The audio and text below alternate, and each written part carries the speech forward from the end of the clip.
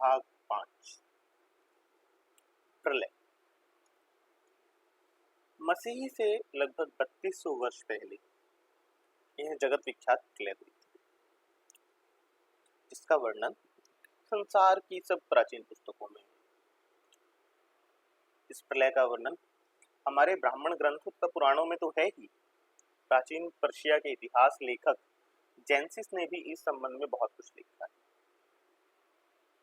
यह प्रलय संभवतः वर्तमान मेसोपोटामिया और पर्शिया के उत्तर पश्चिम प्रदेशों में हुई थी। पाठक इस नक्शे में ध्यान से देखेंगे तो उन्हें पता लगेगा कि पर्शिया का यह भाग दक्षिण में फारस की खाड़ी और उत्तर में काश्यप सागर से दबा हुआ है। पर्शिया के पश्चिमोत्तर कोण में अर्मीनिया प्रदेश है।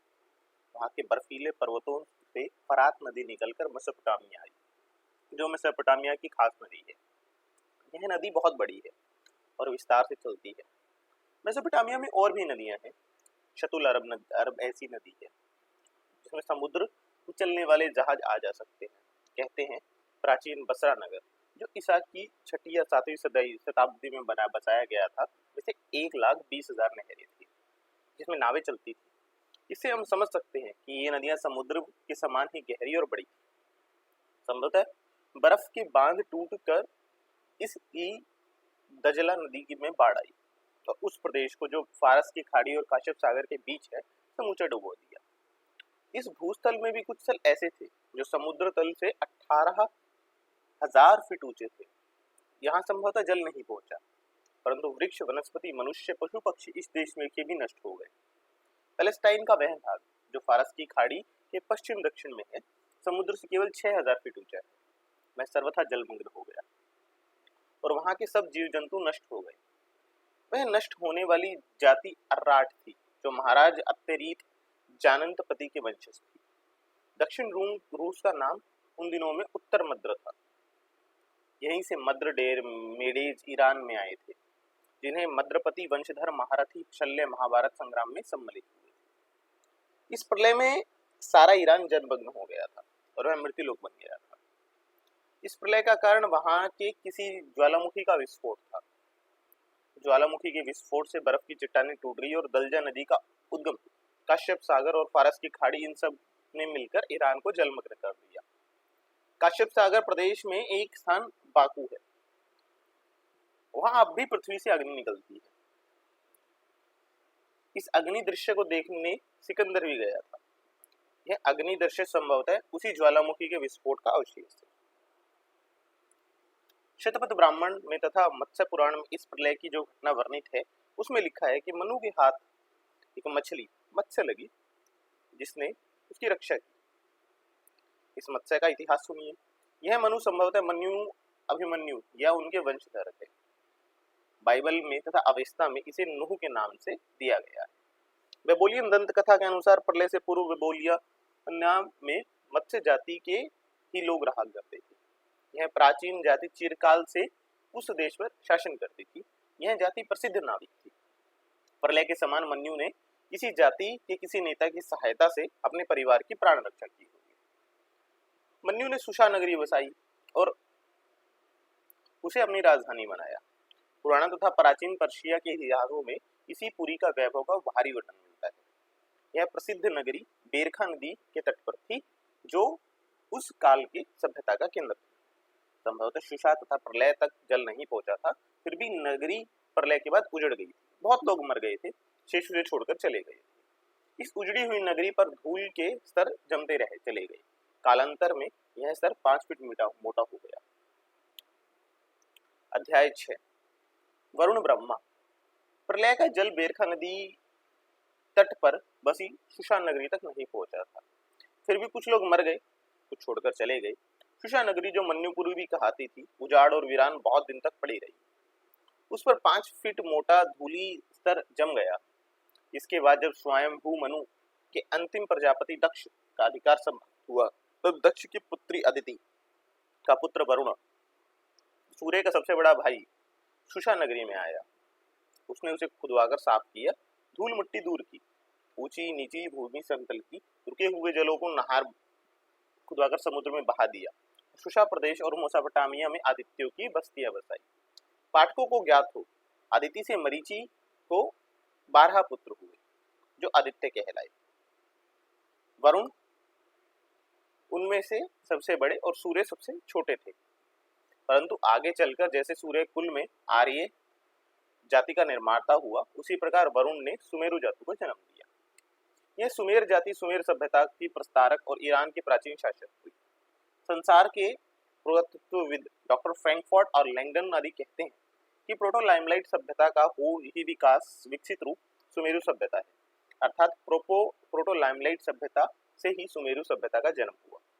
प्रोटो लाइमलाइट जाति प्रलय के कारण स्वदेश वापस चली गई और वहां इसकी सभ्यता का विकास हुआ। इस विकसित सभ्यता का नाम ही सुमेरु सभ्यता हुआ। सुमेरु जाति फिर प्रोटो लाइमलाइट लोगों के निवास स्थान पर और इलाम और मेसोपोटामिया में बस गई। प्रोटो लाइमलाइट जाति का स्वदेश कौन था, वह प्रलय के बाद कहां चली गई थी तथा कहां से पुनः सुमेरु सभ्यता को लेकर मेसोपोटामिया में आ गई थी, संसार के पुरातत्वविद अभी भी इस प्रश्न का उत्तर नहीं दे पाए। परंतु इस प्रश्न का उत्तर हमारे पुराणों में है। यह है कि जिसे प्रोटो लाइमलाइट जाति कहा गया है वह चाक्षुक जाति थी, जिसमें 6 महारथियों ने बलोचिस्तान और ईरान होते हुए इलाम और मेसोपोटामिया को जय करके अपने राज्य स्थापित किए थे तथा वह भारतवर्ष के ही दक्षिण पश्चिम इलाके में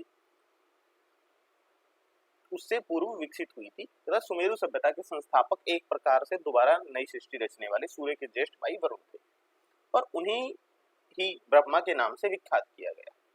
यह एक मार्के की बात है कि केवल सूर्य के ही वंशधर भारत में आर्य जाति में संगठित हुए, परंतु शेष 11 आदित्य ईरान, मिस्र, पैलेस्टाइन, अरब और चीन, तिब्बत तक फैल गए।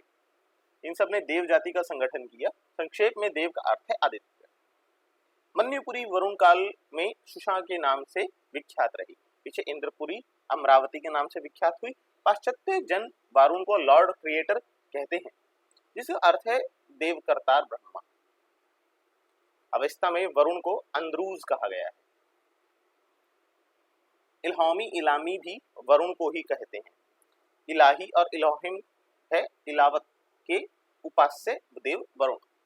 शातपथ ब्राह्मण में और जेनेसिस के इतिहास में समान रूप में कहा गया है कि वरुण देव ने पृथ्वी और आकाश को सम किया। वरुण ने प्रलय के रुके हुए जलों को समुद्र में नहरें खुदवाकर बहा दिया, समुद्रों की सीमा बांधी, जल के अधिकार में किया, पृथ्वी की सूखी नमी और उपजाऊ बनाकर उसमें बीज बो दिए। इसी से वरुण को जल का देव कहते हैं।